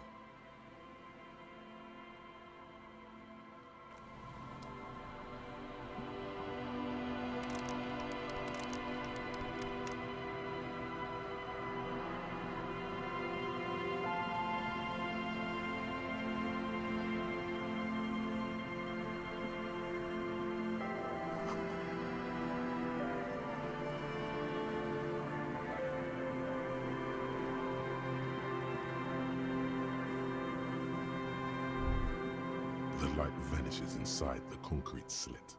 The structure goes deep under the earth. No idea. Could be connected to one of the buildings around here. We might find her down somewhere. There's an old storm drain system beneath Martinez. In conclusion, she could be under any building. I hope not. Maybe it's just a storm drain for the sewer. There's no echo and no answer.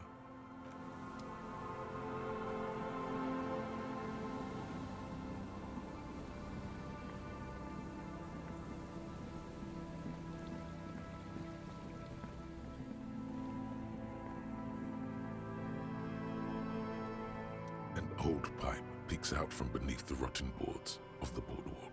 A building like this must have multiple doors serving various functions, perhaps a basement access. Your eyes slowly begin to adjust to the darkness inside the drainage pipe. The lieutenant looks over your shoulder. Given that this isn't a martial arts thriller, it's highly unlikely, and not without risk to our health either. However, the pipe suggests there may be an entrance to the basement around. He means the pipe must be coming from somewhere in the building. The lieutenant's face lights up. He doesn't usually notice these little things. And it's right here, a maintenance door.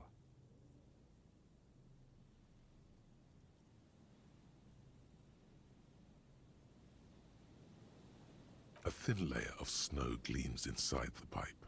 As your eyes adjust, you see some trash, crumpled up newspapers, cigarette butts, and nothing. Broken glass from bottle. I see. Another stop on your crusade against narcomania. I was hoping.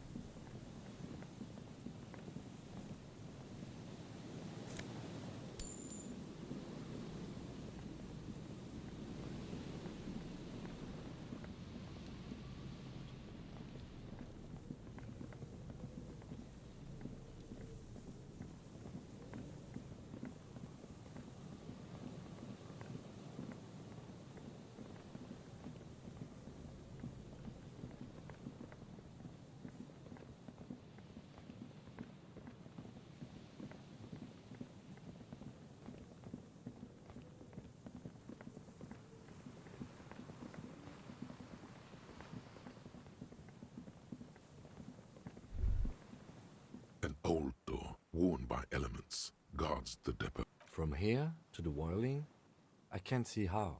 The church is in the way. An old door, worn by elements.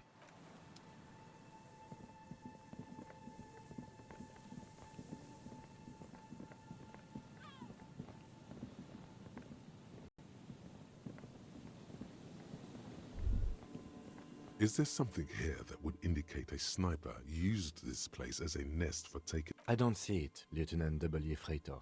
I don't see a person take a shot here and hit something there. In the whirling in rags. It's not possible to climb that ladder. And even if it were, why? There's no platform up there to aim from. To warm his hands before pulling the trigger? Perhaps. But anyone could have made this. The coast is specked with fires this time of year. Truthfully, this seems like a very poor choice to take a 1.2 kilometer rifle shot from. Visibility is awful. There's water vapor everywhere. Those?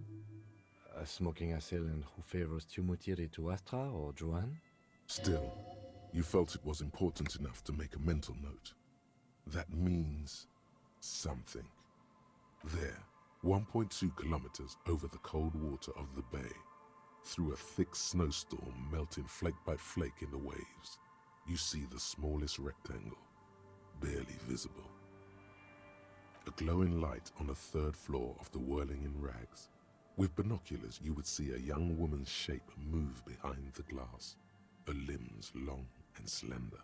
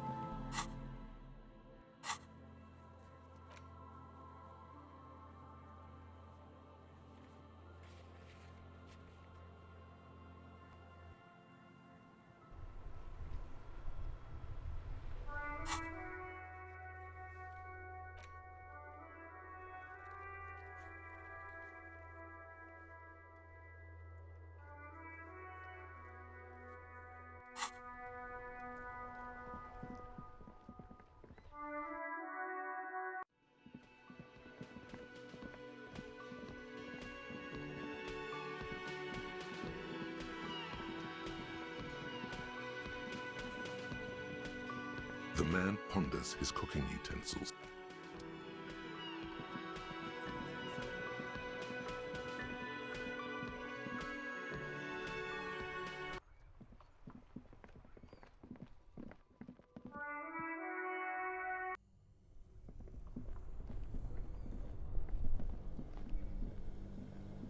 This orange machine is buzzing like an old sub. Turning the crank feels oddly satisfying. It's all gone now. You'll never become a poet. You slip your fingers under the frozen lid, but the eye... Didn't Sona give you a perfect tool for this kind of job? The Kvalsund. Equip the multi-tool by going...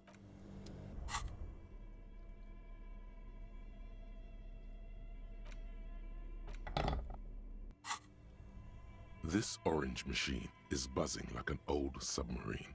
It has a hand crank. Ice squeak. Unplugging the ice cream maker will allow... Turning the crank is all gone now.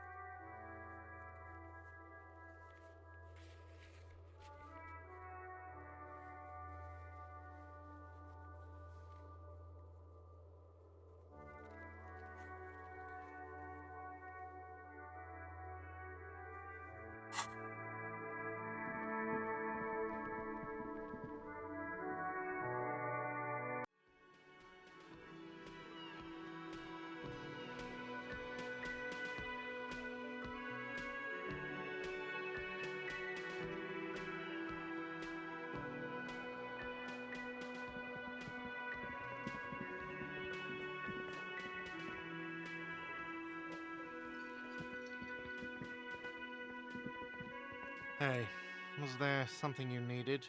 Another thing. Great. What? Why would you say that? We're at a completely different address from that whole thing. So he knows of the doomed commercial area and its address. He's thought about this.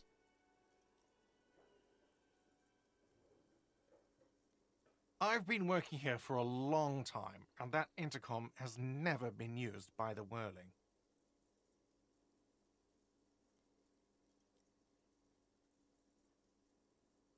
Does this look like part of a doomed commercial area?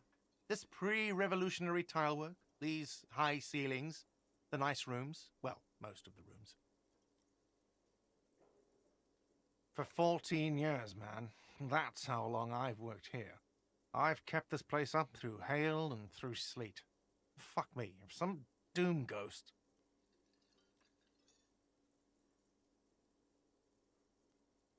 He's done a fine job too.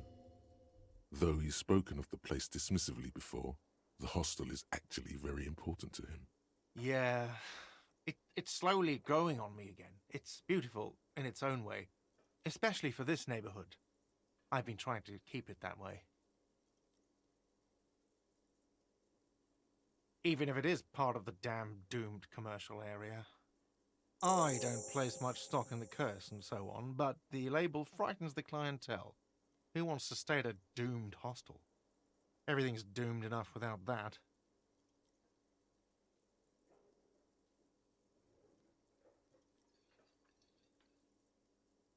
Some real estate management company, they never come around here, just collect money from afar.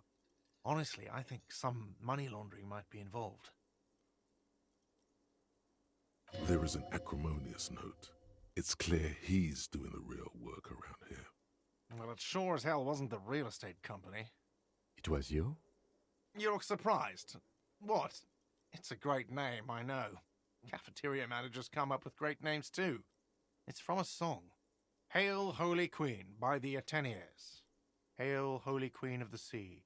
You're whirling in rags, you're vast and you're sad. Good pick. What about them? One is a basement dive frequented by chain-smoking communists. I can't tell you how sick I am of Kraz Mazov and Ignis Nielsen and all those old ghosts. He's hesitating, not sure if he should share this information with you. Encourage him. The other is a kebab cart. It's very successful in its way, but it's not. Luck has got nothing to do with it. I need to think about where I'm going to place those pinballs. I have a feeling they're going to help.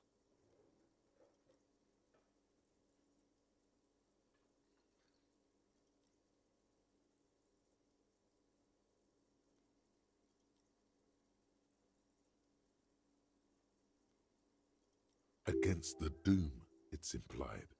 So, if you didn't have anything else to tell me about my establishment, can we, wrap it up? Yes?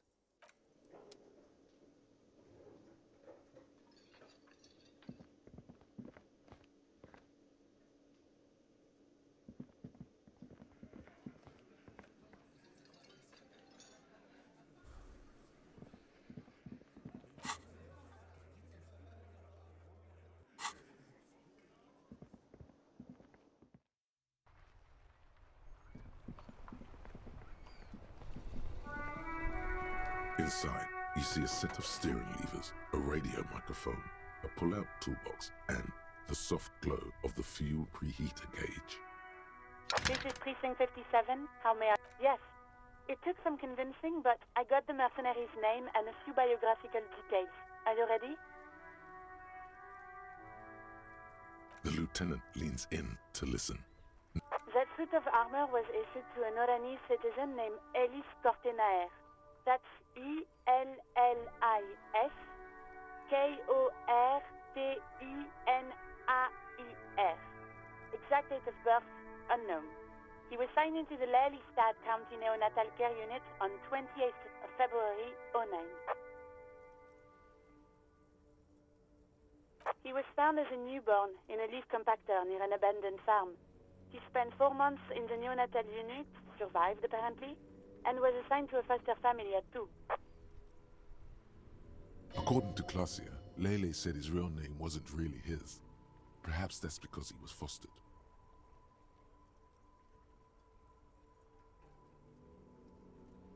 This is what the ICP knows about him. He was raised by foster parents, entered the Eastbrand Military Academy in Vredefort at 17, then served in the Oranese forces till he was honorably discharged in 41, just a year before the Seminese conflict. Then the armor followed him to Seminine, or at least I assume it did. And that's it. There are no records of his employment in Crenel, or any of its other incarnations, or him even entering Revachol.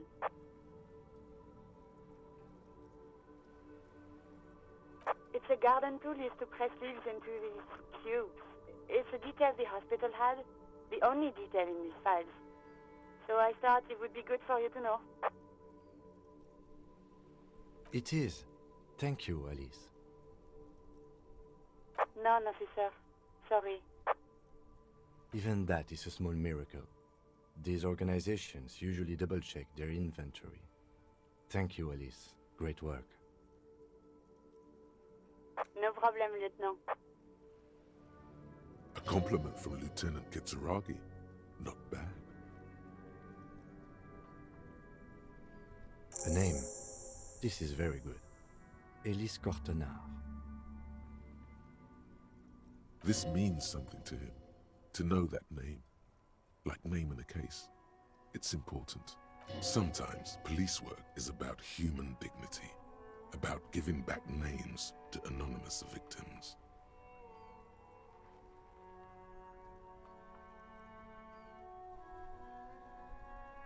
I'm glad the inquiry was helpful to your investigation, officer. Did you have any other questions? Right. 10-4, come in. Fireworker, over. 10-4, sir, glad to hear that.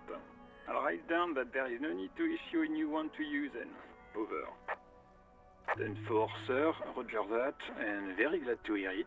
I will make relevant changes to the report.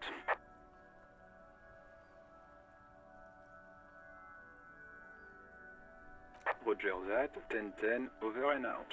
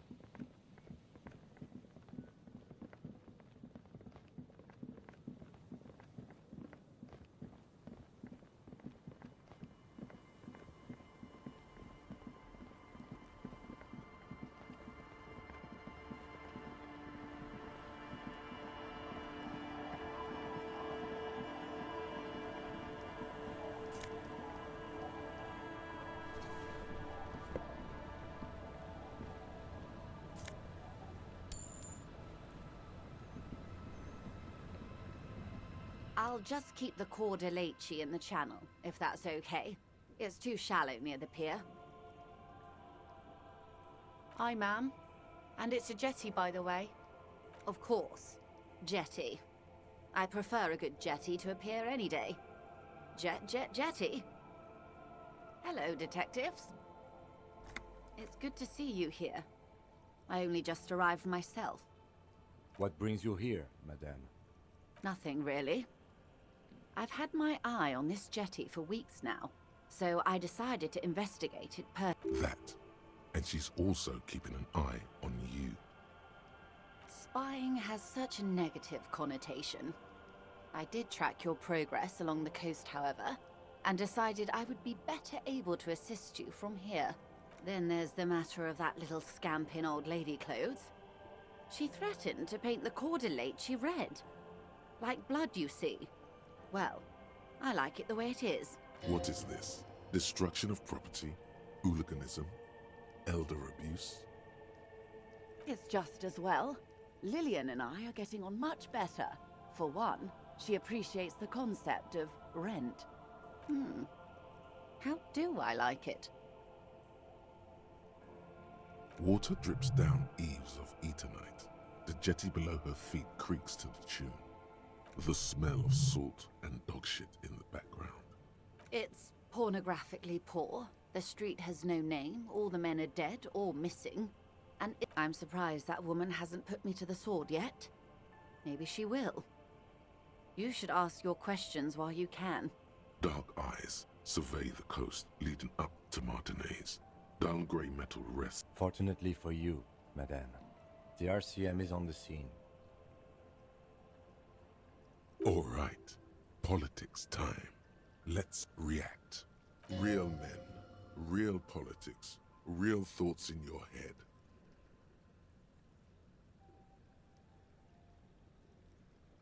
Oh, I'm not frightened, officer. I'd never... Above you, there forms a quilt of altocumulus clouds. Their cloud shadows slide over the ruins of Revachol West. Wherever they pass, the temperature drops slightly. It's early spring, and the rains are coming. An officer enters a low hut of stone and wood. Inside, they're antiques, says Lieutenant John, the archetype McCoy, to his partner. They're digging them up from the catacombs now. The children carry them up. Come May, the streets will be flooded. Outside, the wind rattles the loose hatchet. Have I told you how they discovered this place? No, they're in Sealindian, Isla. Well, your condition has left you no worse off than most of these people.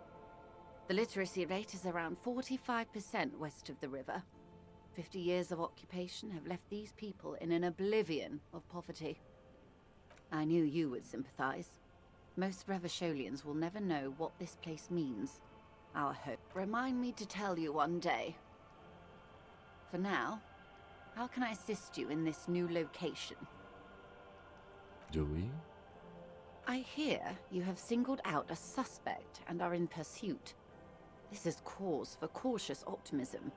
This story she will tell only before she leaves Martinez. Maybe there is something else I can assist you with. While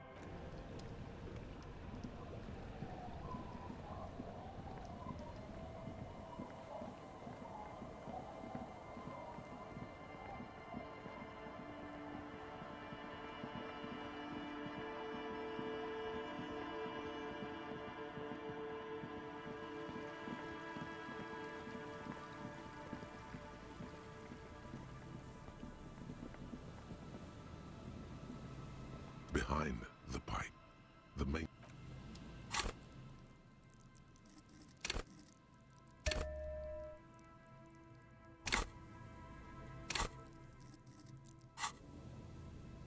Behind the pipe, the maintenance door, rusted shut and half sunken in sand. You and the... Let's take a breather and try this again later.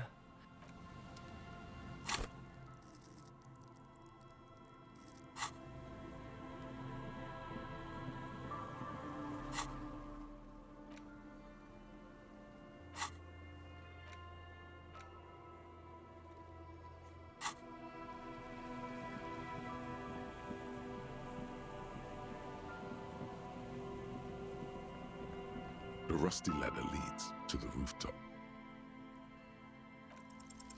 On second thought, maybe teleportation, because you're just standing there squeezing your buttocks and nothing is happening. The lieutenant looks at you with that, I know you're thinking this.